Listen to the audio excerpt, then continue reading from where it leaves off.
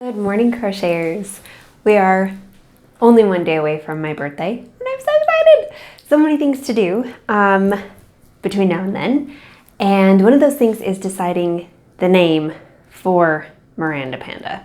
So you guys were incredible. Really came out of the, not out of the woodwork, out of the craft room, and just gave me lots and lots of excellent suggestions. And I was amazed. I started to respond to the comments yesterday, and I was scrolling.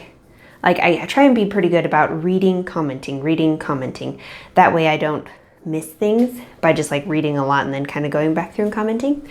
And so I was doing that for a while, and then I was like, oh, these keep going. There's more suggestions. And so I scrolled all the way to the end. I was like, whoa, this is awesome. I just really appreciate it. Naming is not my strong suit, and so I appreciate all of the help that you guys have been giving me in that. And so there were kind of 4 that were repeated quite a bit. And these ones also resonated with me, so I wanted to kind of put this up for a vote. So the first one was to just call it the Chubby series. Yesterday I explained that my hesitancy toward using Chubby was that, in pairing with a woman's name, it's a little unflattering. And so with it, we would remove the person's name, and it would just be the Chubby Panda, just like the Chubby Bunny. So what I like about this is I like that, because I started with the Chubby Bunny, having a Chubby Panda, it's kind of, I don't know, it already feels classic, that's how I started. It's original, it's the original. So I think that could work really well. And then I could just save using people's names for the baby patterns and the big animals, so that's a workaround. I liked that option. The second one that I heard a lot was calling it the mini series. So mini Miranda Panda or the mini Chubby Bunny. And so I also really like this because a couple people commented on this and drew this out, and I didn't even think about it before. That in kind of the story I was telling yesterday was that I wanted to have a miniature animal farm. Still do. But that using mini kind of harkens back to that origin story of sorts, and shares more of what I want, and so it kind of has that tie into me personally with the mini. The other one was, then the next one was little or littles. Little Miranda Panda, super cute. And I like this because it does, they are little, and it fits kind of what they are pretty well. And it's just cute. And then the very last one is very similar to it. It's Lil, so the Lil series. The little animal series. And so I go back and forth on this one because the term Lil is not my favorite, but for those of you who have watched Parks and Rec, I really, really love Parks and Rec, and they have Lil Sebastian, he's a miniature horse, and everyone loves him. And so that would be really entertaining for me to have my animals be Lils as well, and kind of pull from, that show that I really enjoy, and kind of have that connection there. So those are the options. And yes. So what I would like you guys to do, if you wouldn't mind, over on the community tab, so you'll have to go to my my YouTube channel page, and at the top, right above the videos, it's going to say there's home, videos, playlists, and then community. And so if you click on the community tab, I have a poll set up, and you can just click on which one of those 4 options you like the most, and you can vote that way. And we're just gonna go with what the majority says. Like, I really do like all of those 4 options. And there were like way more than 4 options that you guys sent in. And there are so many that were like, oh, this would be so fun. That's such a cute idea. Oh, there are so many. I really enjoy it. Now there's like, do I make a series for each of these? No, I need to calm down. But yeah, so if you guys could vote on those, we'll go with what the majority picks.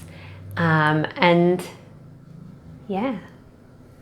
So if you can get that voting in quickly, that would be fantastic. So the next part of our video today, I apologize, I can't remember who asked. But I got a comment saying that they're curious about how I store my yarn. Excuse me. And I never, like, there are a lot of people who have like these super impressive stashes. Like it looks like a yarn store in their house. And you know, you kind of drool and you're like, oh my gosh, that's amazing. But that's not what my yarn stash looks like at all. Because I actually get a little bit anxious if I have yarn that is not being made into something. Sounds a little odd. But like I don't derive comfort from just having yarn around me. Like what I'm excited by is seeing the yarn and knowing what I want to make and being able to act on it quickly. So I will kind of show you what I've got going into the other room. Dun, dun, dun, dun, dun. And this would have been an easier video to make if I had, well, done it before I moved my stuff around. So I want to see if you can see. Dun, dun, dun, dun, dun. Okay, so this is kind of difficult to see, but I just have these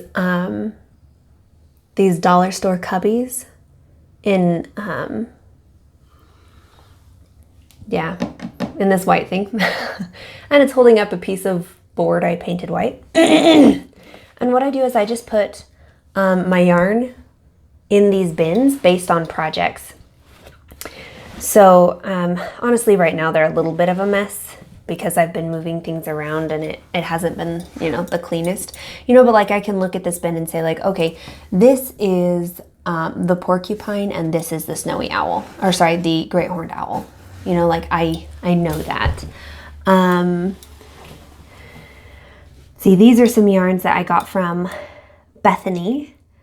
And so I don't actually have a plan for them, but like this one, I was attempting to start the llama like a lot of months ago, and I just set it down and I haven't done that again. This one's kind of more of a spare ball. I've got some like odds and ends in here, you know, so that's kind of how I store my yarn. I don't have a big surplus just waiting around because it doesn't make me happy. I do, like right now, I do have a little bit more stored up than I have in the past because I've, there were some good sales, you know, and blanket yarn is expensive. I get it at Joann's and it's $10.99 a ball if you just buy it straight off the shelf. So I never buy it straight off the shelf. I buy it with a coupon or when it's on a fabulous sale. So I do stock up a little bit, but not too much. Like, I think the most I've ever walked out of the store with at one time was like 6 balls.